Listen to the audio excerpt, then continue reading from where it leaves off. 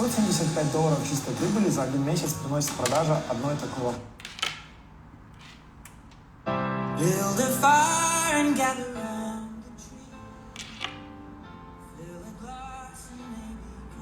Hi guys, good evening. Today's live is going to be in English with a friend of mine, Christina. She's an incredible lady whom I've met here in Dubai through a mutual friend last year. Super inspirational, so join us for today's live conversation. And as you can see, I'm already in the Christmas mood, but of course I'm gonna change the filter, so don't worry. I'm just entertaining you guys while waiting for Christina.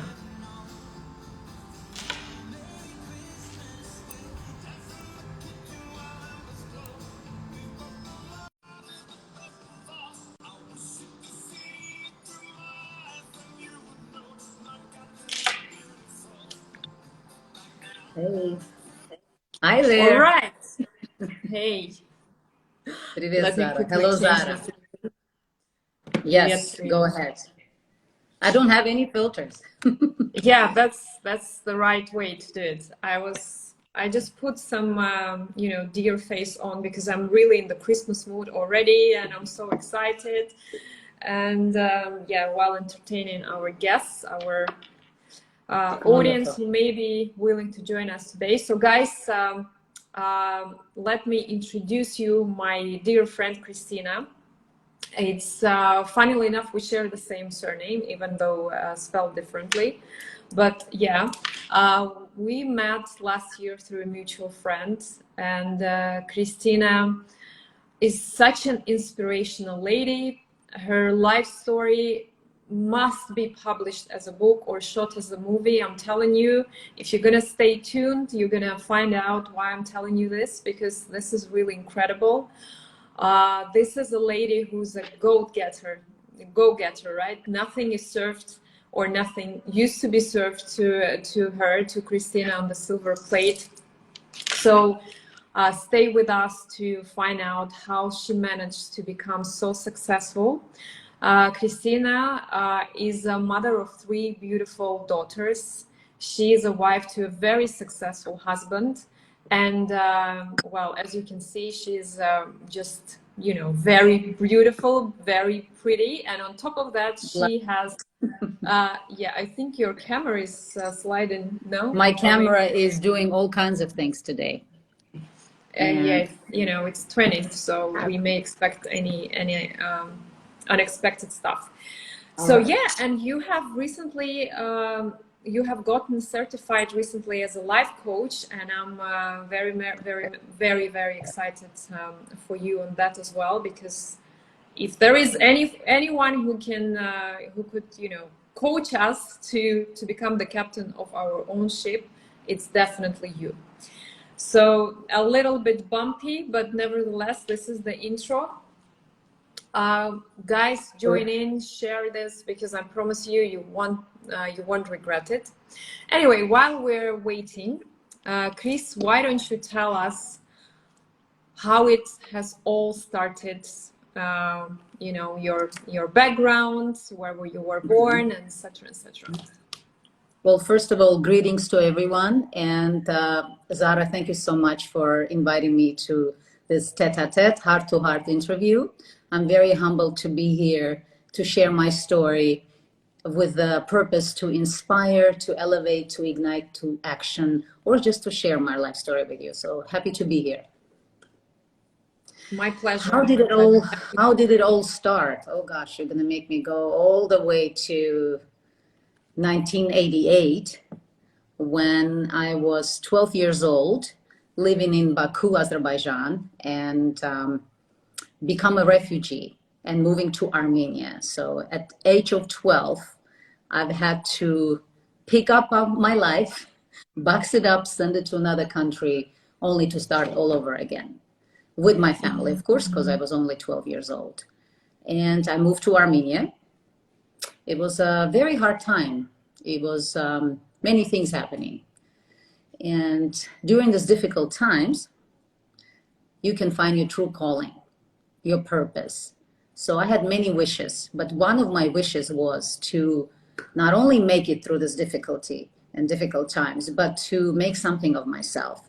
And to me, at that time, it was get a world-class education, and not just education in any country, but in the United States of America. So for someone who was 12 years old, that was a huge wish. I don't know how I came up with it. It just envisioned it, I guess. So it all started with a dream, and the dream was to get an education. So. And What why else? did you think of the US? Why in particular? I mean, I understand that back in the day it was still the Soviet Union, so but the education in the Soviet Union was pretty good. So why True. did you think True. about moving to the US? Well, since our education was superb as of Soviet Union, we were given choices to choose between English, Spanish, German, and French. For some reason, I chose English. So when I was thinking of as a second and a third language, because I was studying Azeri when I moved to Armenia, studied Armenian language. So with 4 languages, I thought, where do I want to continue my education? It was going to be in a country that uses English as a language. So for some reason, US was opening doors at the time to Armenian refugees as well. So I thought that feels like a good, reasonable place to go. And let's not forget, US was and still is a land of opportunities. So why not? Yes, absolutely. So you were 12 years old when you had this dream to get your education in the US, and then what? How did you, what were the steps that you took to make that dream come true? Oh, the steps there were many, but very early on, I knew that I had to work on myself. First thing first, start with yourself. Because if you want to change the world, you have to change yourself. I thought that I need to get more education. I need to read more books. I need to get out there and meet more people to expand my horizons. When you're little, you don't travel a lot. Back in the day, we didn't really travel much unless you're a political employee or you were working doing business. So I did a lot of traveling through books. And that gave me the wings and the ideas of like, wouldn't it be wonderful if I went an ocean away and studied in US? And I started reading special books by Dale Carnegie, how to communicate effectively, how to win friends. And at 12, I don't know where I got the idea, but it must have been maybe from a movie, perhaps from a magazine, which I was devouring anything that was written. So basically, any book, any little booklet I could get my hands on, it was like air to me, reading. And idea came to me, and I started reading. I started practicing. At that time, I didn't have a body to practice with, so I found ingenious ways of doing it. A mirror. I would put a mirror in front of me.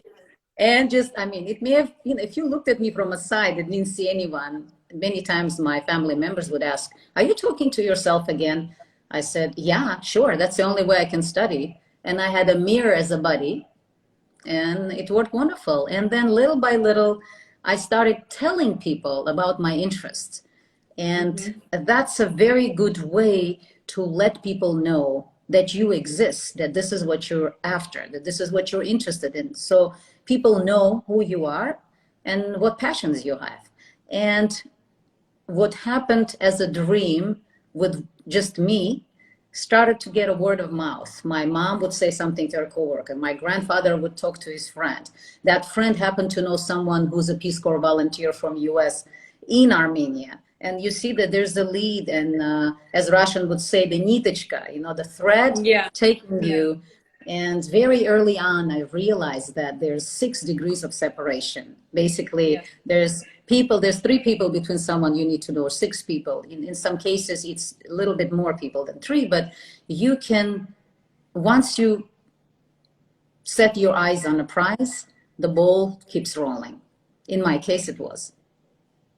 So to sum up this part, so step number 1, imagine and visualize your dream, right? Step number 2, educate yourself, because it's super important. And step number 3, just don't keep, you know, your dream as a secret under the pillow. Just go out there and start talking to people, telling them that this is what you want to do. So yeah, so the right opportunities show up at your door at some point. Yes. Okay. Yes. Always be ready. Be ready for an opportunity. So that's, you know, number 1 tip. Funny that you mentioned the mirror talking. I've never done the mirror talking except for singing in front of the mirror. But the way I educated myself, like I did my homework back in the day when I was in the first, second grades, I would imagine a class of students and I would pretend to be a teacher, explaining them, for example, the what's it called? Multiplication table. Yes. Yeah, stuff like that. Anything really, and it would work magic. And I think it's very good for a child to explore, to work on, you know, to develop imagination that way. So don't be scared to look a bit naughty to your family and friends. Just do it. Do whatever flows your boat, as long as you really get stuff done, get educated. Okay, so these are the tips to begin with. And then what happened? So you started talking to people, your mom started talking to people. Yes. And then, so this was actually, there were several coincidences happening.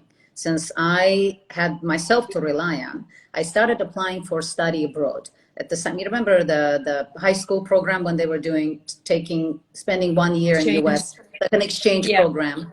And I've applied. There were multiple steps we have to pass, of course, you know, write an essay, then do an oral examination, then do a written, all of this. I passed everything with flying colors.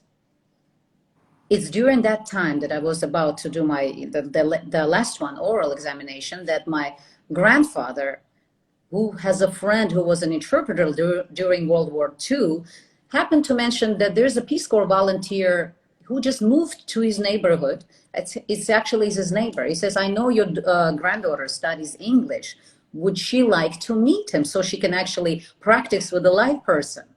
And of course, I seized the opportunity right away, seizing the moment, invited him over for tea so we can meet. And that's when I met I didn't know it at the time, our original sponsor, number 1. He was of Irish descent, Michael Lynch. And that's the man that started it all. You know, this is the man who I needed to get that ball rolling. And he was excited that I'm going to do 1 year in US and we're going to get there. And the last examination, when they were asking me what my plans are, instead of saying that, I didn't know what to say. I wasn't prepared. I wasn't prepped, and many had been. So I came and told the truth be told. What do you want to do? I said, well, after I graduate from high school, I want to go ahead and get American education, continue my studies. That was a big no-no. So that caused me to be cut from that. You know, I was supposed to say, I'm going to come back, and I didn't know the script. I was being honest, and that honestly cost me, I don't want to say, it's a change in the plan. I don't want to call it failure, because it wasn't. It took me to an even better path. And then As when usual. Michael Lynch, so yes, right? Well, you just didn't know it at the time. There was so much frustration, so much self-doubt. Why did I do this? Why I should have done this? But, you know, regrets, unfortunately, don't do anything good for you. So moving on forward, of course, I had so much frustration. I told Michael Lynch about it, and I said this was my only chance to go to US. What am I going to do afterwards? He listened and listened and said, you know what? You have so much passion and dedication and strive that I really want to see if I can help you. And I asked him how. He said there's a huge Armenian community in Michigan, where he was from. He's going to try to talk to several people, see if there's an interest of helping a student. And this is also the time when I talk about coincidences. I don't believe there are coincidences in life. This is the time when I would meet, it's during those classes that Michael organized, that I would meet my future husband. I just didn't know it at the time. So we met during English lessons. And by the time that I was ready to go to US, instead of me alone, it was 2 of us, me and my husband to be, many years from then on. And that's when Michael was successful at finding a sponsor in Michigan who said that I want those children, 2 kids, we were 17, to come and take, try their luck in US. This is how it happens. So we're coming to the crossroads of what to do. And we are getting ready to come to US.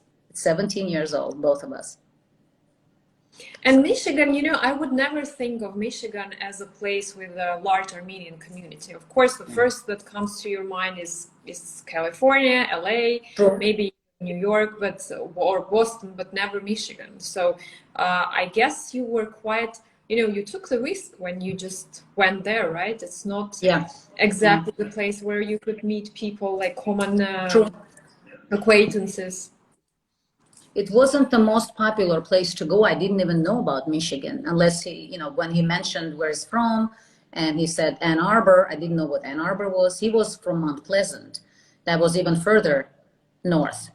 But when you are given a chance and you don't know what it is, when you're given an opportunity and you don't know how it's going to unfold, or an opportunity you don't know if you're good at, you say yes. And then you quickly go and get ready for that. So beggars can be choosers, right? Couldn't be. Yep. So that's how Michigan came to be our destination.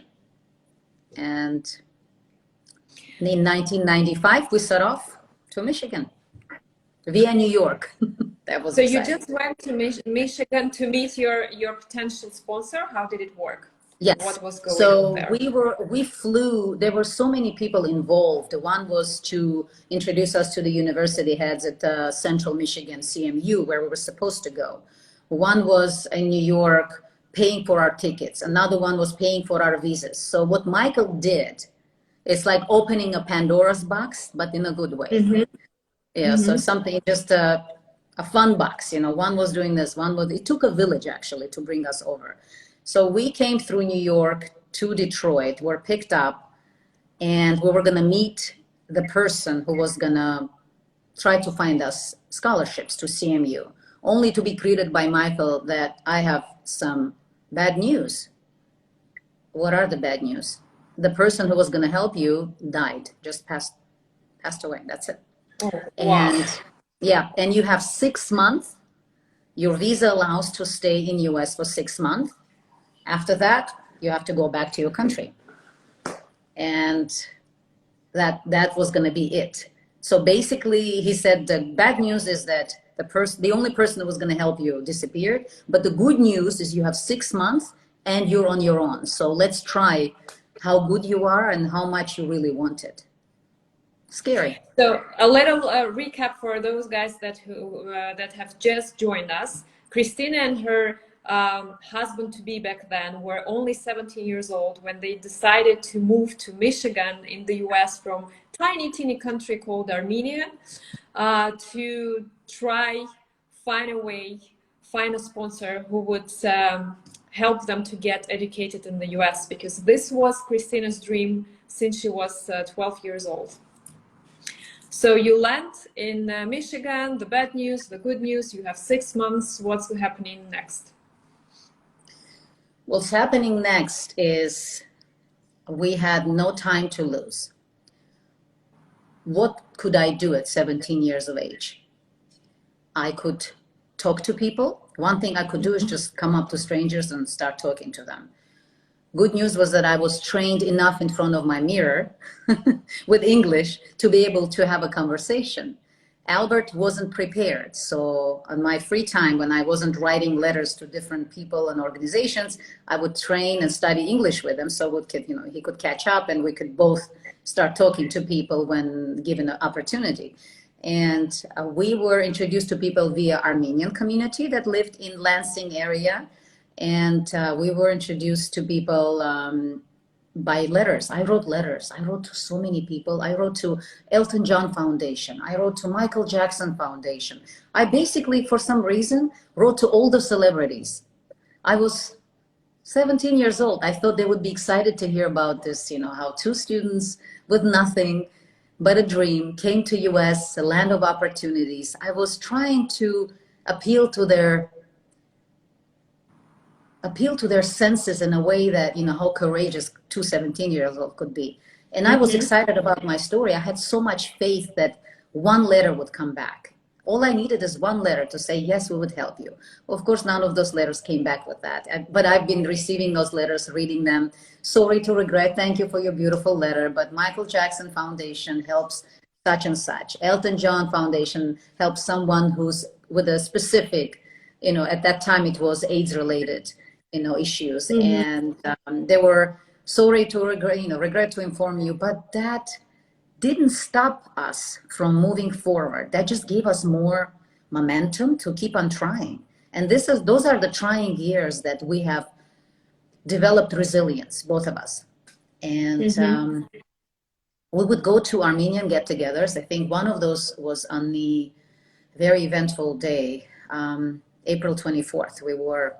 It's a day all Armenians remember, and we were in Armenian church. I've asked one of the diaspora members to introduce us to, you know, like with the spiel, you know, we have couple months, let me this one. She's like, well, I don't know if anyone's going to be helping. They're here with their families here and there. So she says, well, who do you want to talk to? And there were like hundreds of people in front of me. So I'm looking and looking and looking. So I did a scan test. Later, I still use that when you're in a room with people and you're like, which one of the people will engage with you? I don't know, you call it luck, you call it coincidence, call it energy, but I was drawn to a man in a beautiful suit who happened to be a politician. I didn't know when we approached him. I said, what about that guy? And she said, oh, that's a well-known politician. Why him? I said, I have no idea why him. He happened to be a Scorpio. Now I know why I was drawn to him. It's the energy.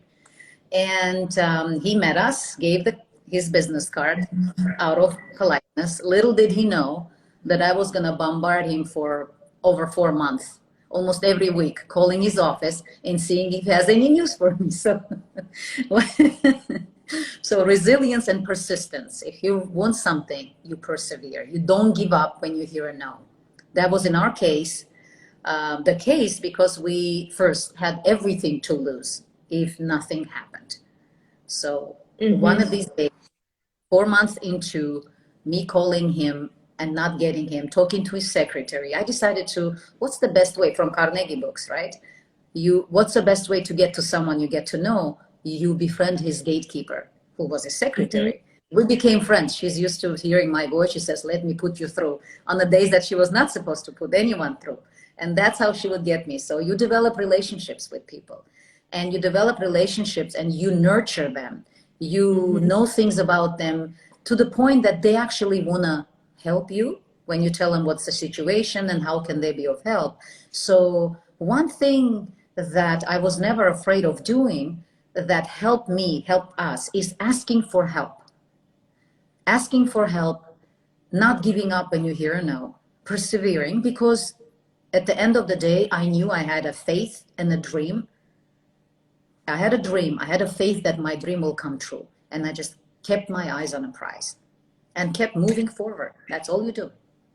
But you know, Christina, I find it really fascinating because people in the Soviet Union weren't brought up in a way that they can just go and persevere and get whatever the hell they want, you know. We were brought up in a different way. We were brought up as timid, you know, just shove all your feelings, your dreams, whatever you had under the rugs.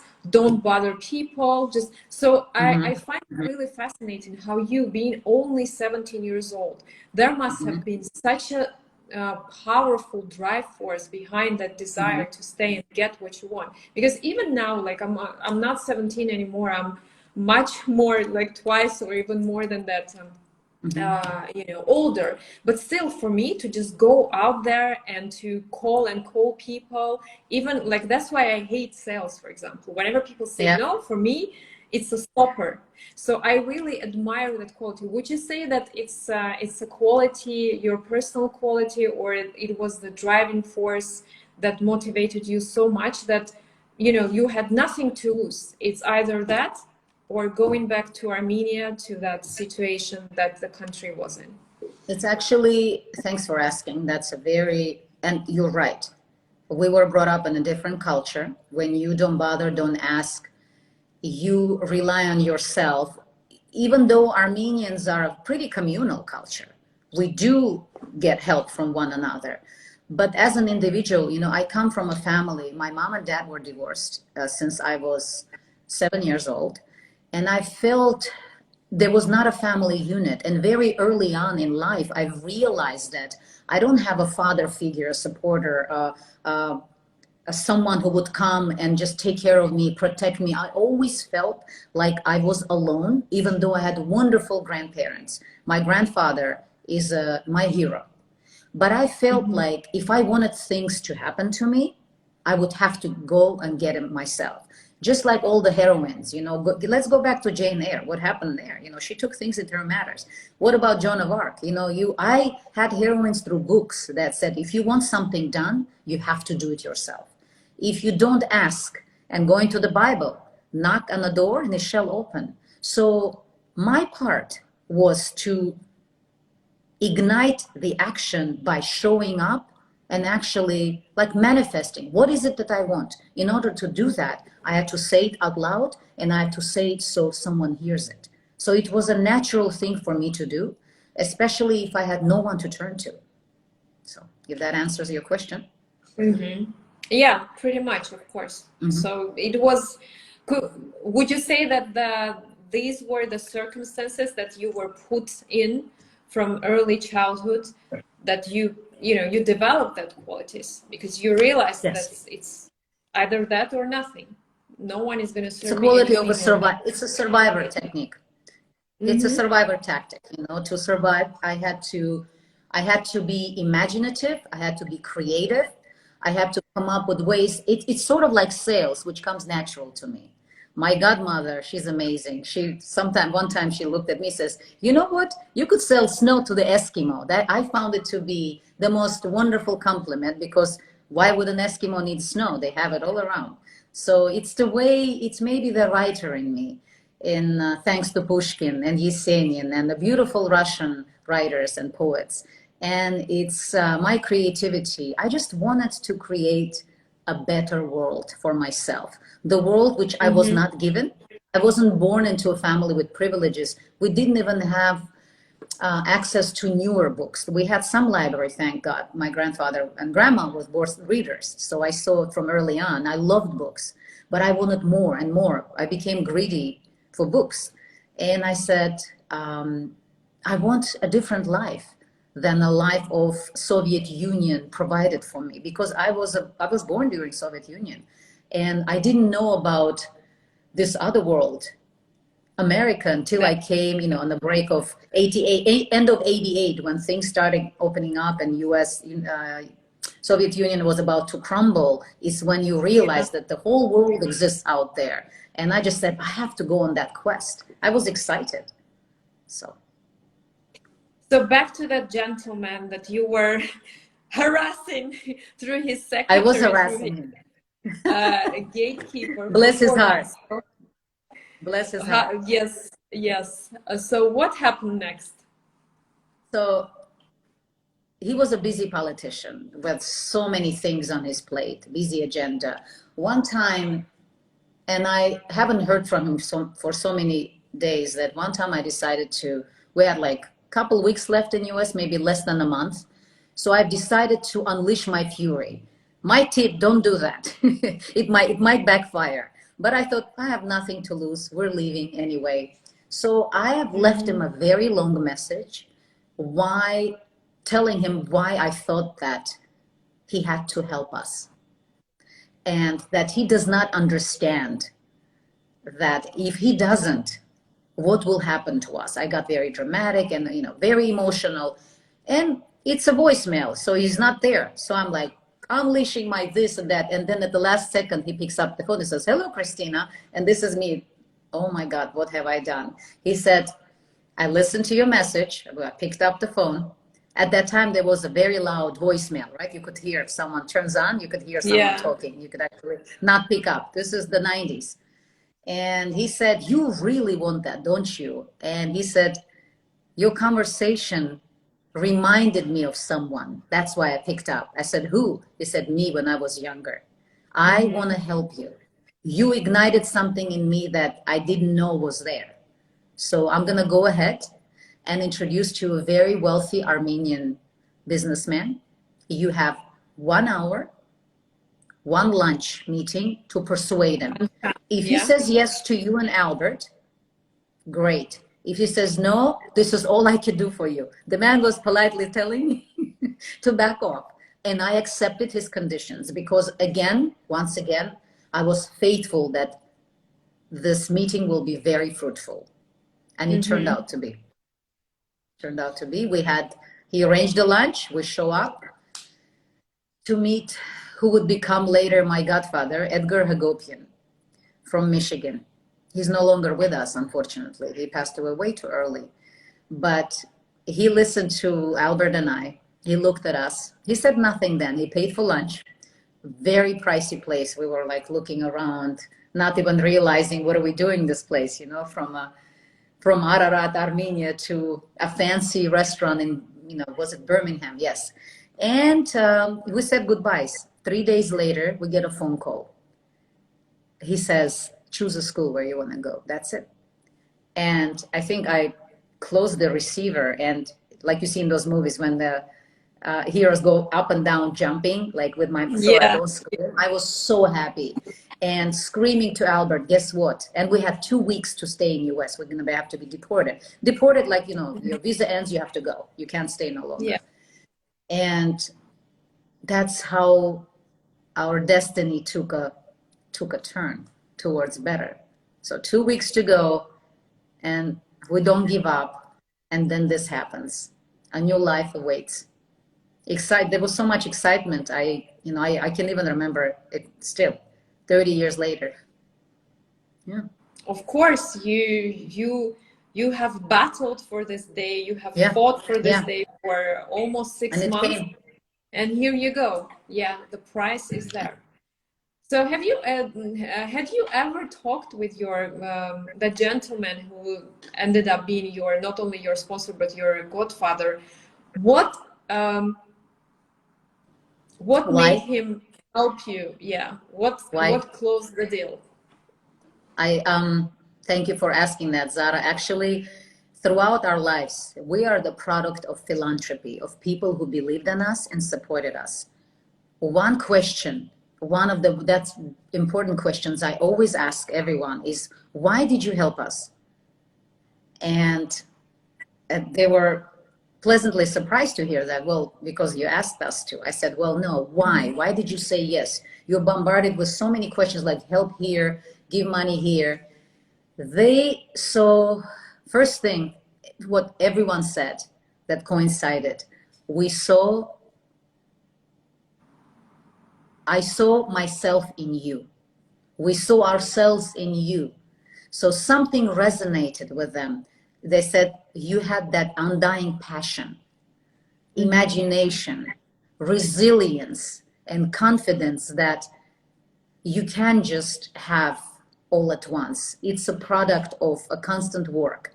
And they said that, Mr. Hagopian said, I saw a spark in your eyes, in both of your eyes, and I wanted to help to turn that spark into a flame, and I know it would be a flame one day. So that just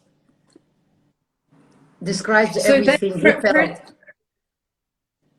So in a nutshell, that perseverance that many of us are so scared of, because we think, we don't want to embarrass ourselves and go there, harass people, right? Bother them with our persistence.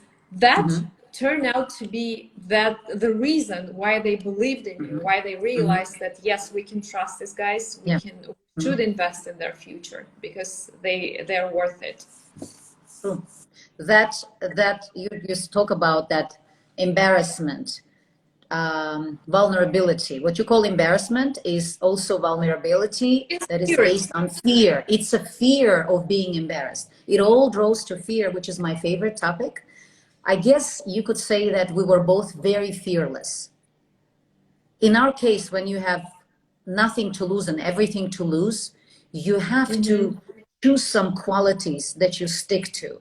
In our case, if you were fearless, people could see that, they can sense that, and they want to be a part of it. If you come close to an animal and it can sense that you're afraid, it will attack you, right? Mm-hmm. So this is how fear works. So you don't want to be overconfident, but you have to have just enough, just to tell the other person that you really want this. It's not a wishy-washy dream that yeah or no. So you have to show with your, and how do you show that? By being persistent, by being clear, and by constantly coming up of ways. When someone says no, I never said, oh, okay, thank you. I ask, why not?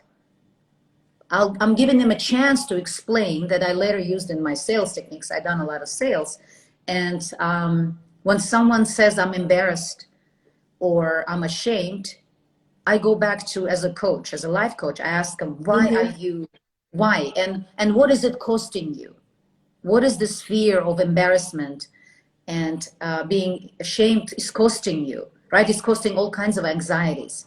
So this is why it's important to know what you want and go after it.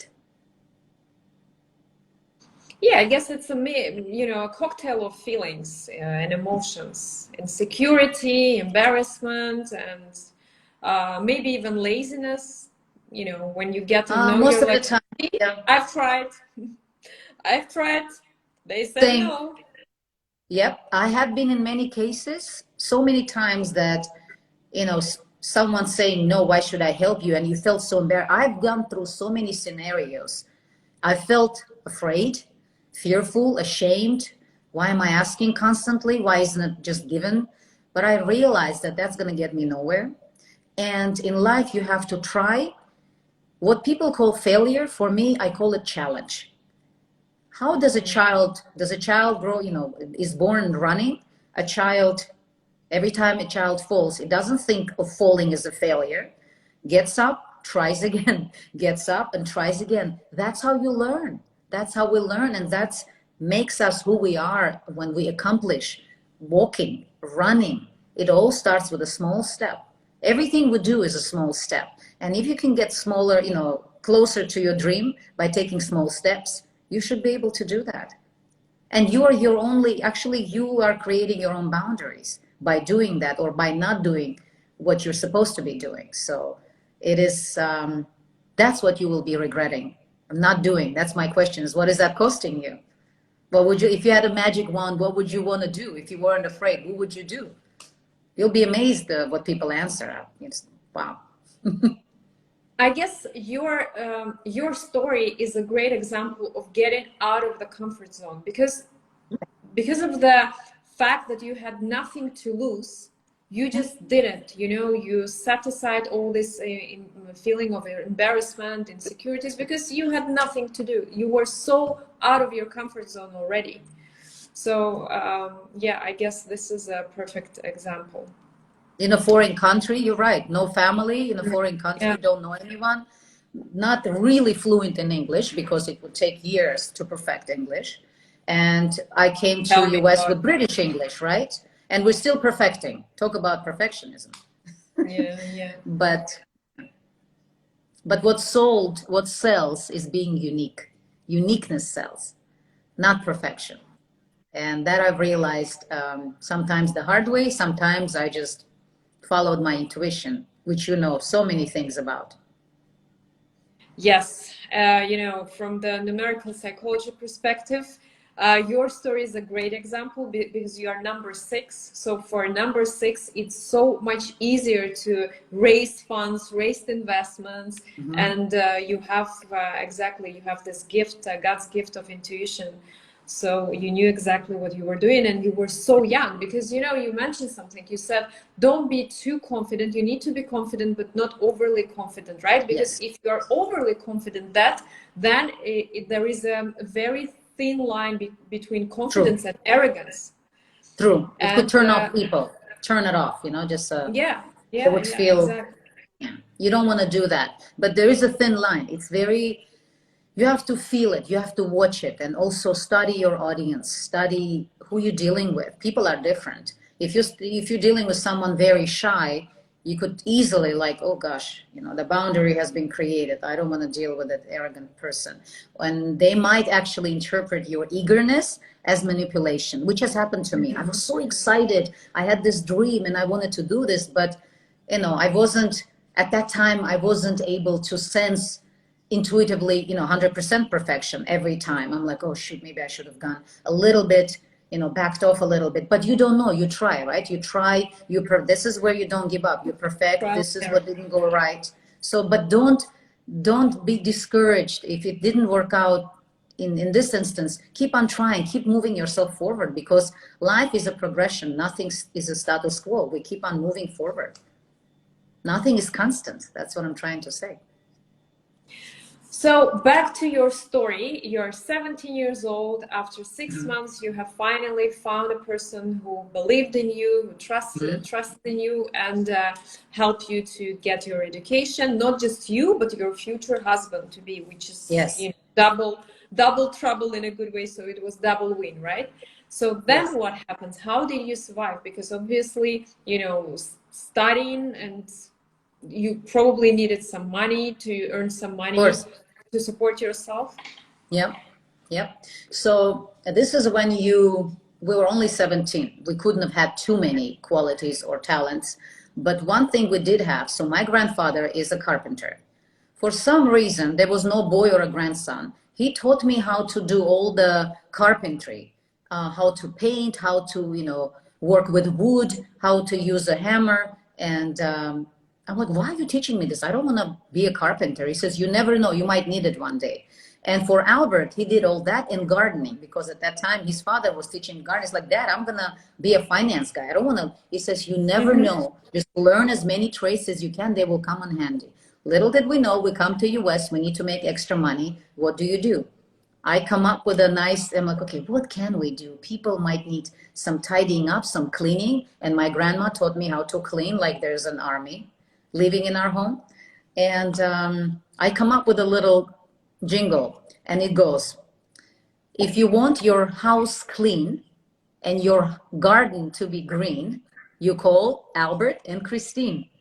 We go to our college, we print them up in our little lab, and we go choose the wealthiest neighborhood, go mailbox and mail, and put in the flyers in. And my Albert goes, I hope someone asks, I hope we get many leads. I said, all we need is one lead. We do a good job, they're going to tell each other, word of mouth. I already knew that word of mouth exists. It's the oldest way of communication, and we're going to try it in you. And one person called us. They needed a home repair. This is how we got our first job. Then that one person gave us a lead to another person. That another person connected. You see how it worked. And it's through that loop that I later would find our second sponsor who paid for the continuation of a college. So once you have success, don't stop. Don't get too comfortable. That's where I'm going with it. Keep on diversifying, keep that momentum going, right? So we were, and do an excellent job, because how you do one thing is how you do everything. So we always kept our standards high, because when we would recommend it, they're like, the kids are doing exceptional job. And we needed to do this because not only do we have to survive, we had to take care of our families. Both Albert and I had families that we had to support at 17 years of age. We would send money to Armenia so that they can eat, pay for the utilities, and just day-to-day activities.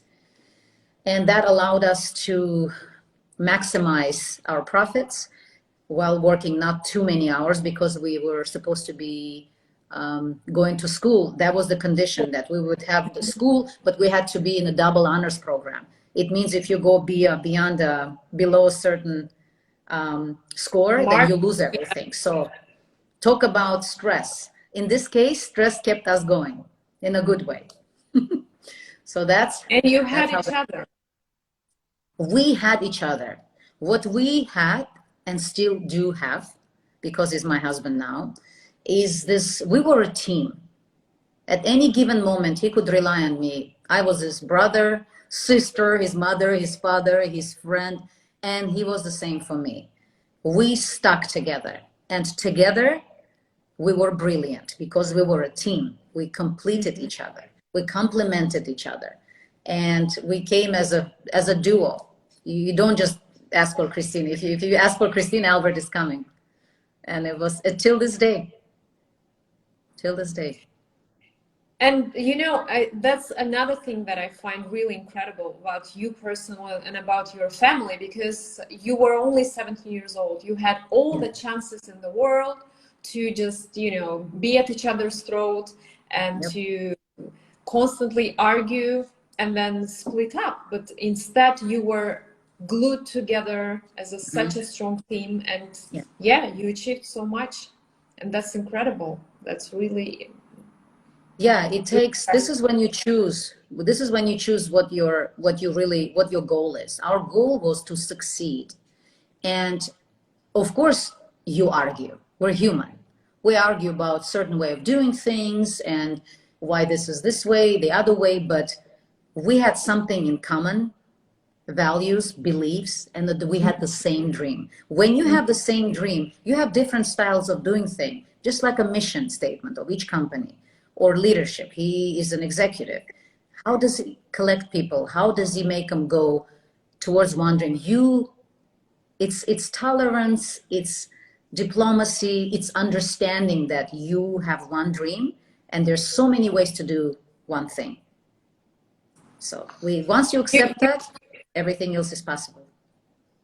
You know, as Antoine Saint-Exupéry was saying, love is when people not look at each other, they look in the same direction. So you were looking at the same direction at your dream, at your goal. And Yeah, we saw that. We visualized that. It was like a light at the end of the tunnel. We went just like, fleeing towards it, just like, okay, here it is, keep going. You fall, you get up, you move forward. And boy, did we fall a lot. We did fall many times, but we always got up, and the resilience and the perseverance, we saw the dream. Fast forward, so 25 years later, right, or so, approximately. Yeah. Albert is a very successful exec in a massive world corporation. Multinational corporation, Multinational corporation, exactly. You have 3 beautiful daughters. You now live in Dubai, and you previously lived in Shanghai, and before that in the US. Anywhere else? Anything that I missed? We're expat. We've been expat for 12 years. So we've lived in Shanghai twice, lived in Seoul, South Korea once, in St. Petersburg, a 7-month layover in Armenia after Shanghai, after Wuhan virus spread. As it was spreading to take over the world, we thought we were going to be 2 weeks. We ended up basically staying in Armenia as long as we stayed in Seoul, South Korea. And now Dubai. Yes, so 12 years of being an expat and immersing ourselves in this world of opportunities. Wouldn't change a thing. And you are a writer, you have a very successful blog, and now you are also a life coach, because I think anyone who have listened to your story throughout our conversation now know that if they need to get something, they need to come to you for these tips. By the way, to recap, to sum up, so the tips, the recipe of success from Christina: first of all, visualize and have a very precise dream, right? Then educate yourself, because education is key. Talk about your dream with as many people as possible, so the information is out there in the universe, right? And be resilient. Be resilient. Don't give Don't up. give up. Don't give up. And 2 very important tips. Sorry? I was going to add 2 very important tips to finish that up, because the 2 important ones are, if you don't have a positive mindset, none of this is going to happen. You have to have a positive growth mindset. There's something you don't know. Not everyone is born with it. You can learn as long as you can be positive about it. And to finish it all, something that keeps us going is being grateful every day for everything that happens. Gratitude attitude. This is what wakes me every morning, being grateful to be alive, to have this life, to have an opportunity to do something different, meaningful, bring purpose into this world. If you're not grateful, nothing's going to happen, or you're going to lose it. And my personal favorite, if you ever get a no, ask why. Don't give up. Yeah. Don't turn around, because I know. that's unfortunately what I usually do. You know, Why when there's not? no, I'm probably too arrogant, too proud to, you know, to Ah, keep trying, because yeah, that's another, you know, ingredient of that cocktail: embarrassment yeah. and also pride, because you Mm-hmm. have your ego, Yeah. which is hurt when someone tells you no. Rejection is not a Yeah. pleasant. Yeah. If you keep in mind that that other person is also fearful because they don't know what's going on, they don't know what they're agreeing to, there is a fear going on. Once you get on their map, once you understand where they're coming from, then you can sort of like a dance together, you know, once you explain this is what you want, explain it to them, see where they're coming from, and then meet, compromise, get something going. But this way, if you get on their map, you quickly get their trust. Once someone trusts you, they're more likely to do business with you or invest in you. This, in our case, it was we needed someone to invest in our growth, and boy, did we find the perfect people for that. Yeah. Christina, you know, I have so many other questions to you as a woman, because you are this perfect picture lady, you know, according to many, many different philosophies. You are a true inspiration. And maybe we should do, I don't know, I'm thinking whether we should continue or maybe do a separate talk sometime. Guys, anyone who's interested in in this topic, how to be this perfect wife and inspire your husband, and, you know, tips from a perfect picture wife, let me know. We may do that in the future, because again, your story is so inspirational on so many levels, not just you, because you made everything possible for your dream to come true. You did move to the US when it was, you know, the odds were quite low, let's face it. Yeah. But, you know, that's the truth, right? You stayed there and you succeeded Yeah. tremendously and beautifully. But you also stayed together with your, Yes. you know, high school sweetheart, basically, Yes. which is a fairy tale in itself already. And yeah, I think, you know, some of us would definitely benefit from tips Yeah. how to handle a man that way. so I'll be happy. together. I'll be happy to share my tips in my bag of tricks, you know. Be happy to share it. There's people interested in that. But as going, you know, we always go back to where we came from. And there was a saying, Paslovica, right? That Yeah. two things, you know, very important. And we go by this, both Albert and I, is patience when you don't have anything, and attitude when you have everything, the behavior. And we always make sure that we're still the same. Circumstances have changed, but we still have the same values, the same beliefs, and the same dreams and aspirations. That's what makes life fun. And if I had any word of advice to our daughters, I tell that every day. Just have a dream and go after it. And don't worry about messing up, making a mistake. Don't worry about failure. Don't think about that word. You think of it as a challenge that you have to overcome. This is how you grow, because that's what positive mindset dictates. And I'm a true believer of that. I'm a result of a positive mindset. That's it. Okay, I have two questions for you. One is really tricky, provocative, really borderline provocative. So, do you think if you went together without Albert and vice versa, if Albert went just by himself, do you think that you guys would succeed, or maybe you know, to the same degree? What's your take on that? That's funny. That would have been a nice topic for arguments, right? When you argue, you know, we worry, what would you do without me? What would you do without me? Because we come as a team. Honestly, I can't even think. I don't even want to go there. What would have happened? You know, but, you know, like in the movie said, like, what if this didn't happen? First, if that didn't happen, I wouldn't have my beautiful daughters. So I don't want to think this way. But because both of us are very driven, we may have gotten there much faster. And I tell you why. Both of us didn't have documents. Both of us couldn't work for the longest time in US. If he'd married an American citizen, I married an American citizen, we would have gotten to successes perhaps even faster, like collapsing time. But it wouldn't make us who we are now. Therefore, I didn't want it faster. I wouldn't change a thing. Our difficulties, the hardship, the challenge made us who we are today. And everyone has a path. I believe everyone has a destiny. What I don't want to believe is that it's all up to destiny. This is where our title comes from. You are the captain of that ship called destiny, called your life. If you truly want something, you have to be clear about it, and then you have to go after it, having faith that you will get it, and you will get it. So the bottom line, even though you did have your partner in crime and you relied on each other and supported each other, you would have still gotten it just as nicely because you had your dream and you were after it. Yes. We just gotten it together, and it's so much better. Like two Armenian kids, teenagers from Armenia on a quest. And many people always ask, our friends, our supporters, our sponsors, when are you going to write that book? I said, I'm waiting for something grandiose to happen so we can have the ending.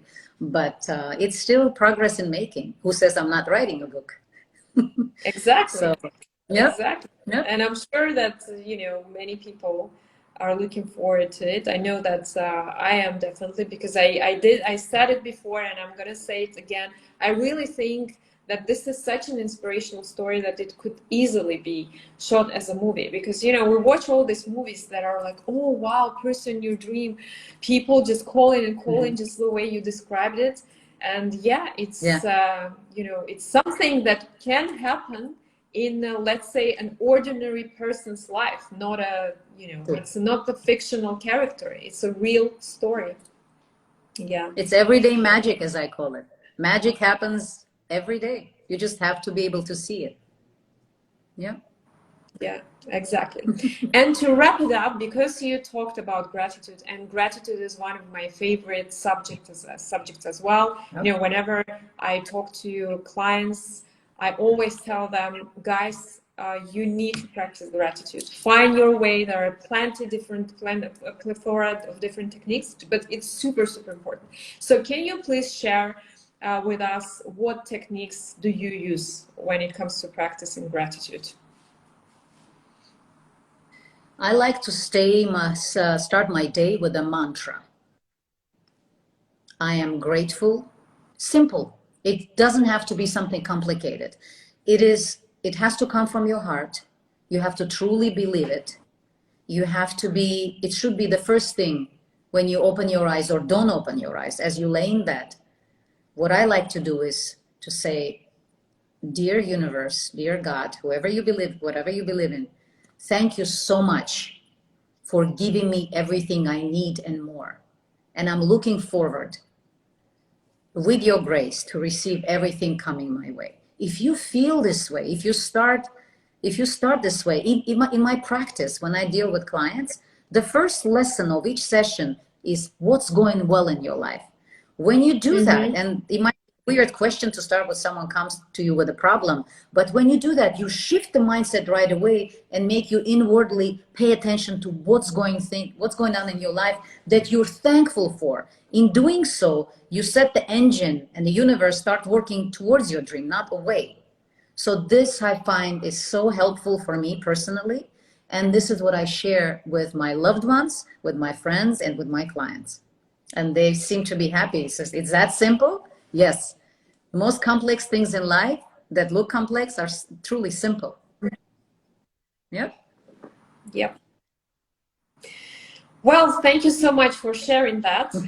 So guys, now just before even coming to your senses, when you wake up in the morning, just be grateful, because it's a magic wand and it's a simple one, and you already have it in one of your hands.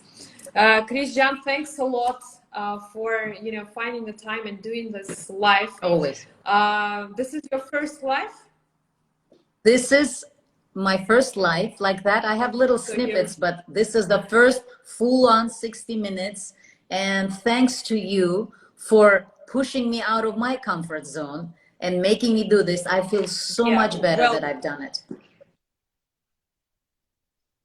I think you were absolutely incredible, given that it's your first life. I mean, obviously, you're natural, and thank you so much for sharing our story, your story with us. I do believe that it's very, very inspirational and valuable to people, because for once, for me, you know, that small, tiny phrase that you said, ask them why not, you know, it was definitely worth more than 60 minutes. I mean, we could talk for more, you know, hours and hours, but that little phrase did the trick for me, for sure. And I'm sure, you know, those who stayed with us and who hopefully will watch, yeah, they will definitely take a lot of wisdom out of this talk.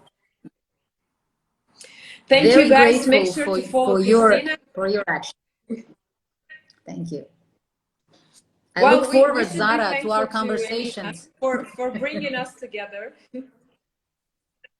Hi, Elena, if you're hearing this. Thank you so much. And yeah, yes, she jumped in for maybe a few, I don't know if she stayed or she couldn't stay, but yeah, thank you, Elena, for bringing us together. And thanks again, Chris. And guys, make sure to follow Christina, because there would be tons and tons of wisdom coming up your way, so stay tuned. And yeah, we'll see, maybe next year I'll talk Christina into doing another live on how to be a perfect woman in the 21st century, because I'm sure there are lots of us. I better get ready. Who are interested in this. Yes, please. Thank you. Thank you. Thank you, Zara. Thank you very much. Thank you for joining us. Good night, everyone. Guys, bye. Bye-bye. Good night.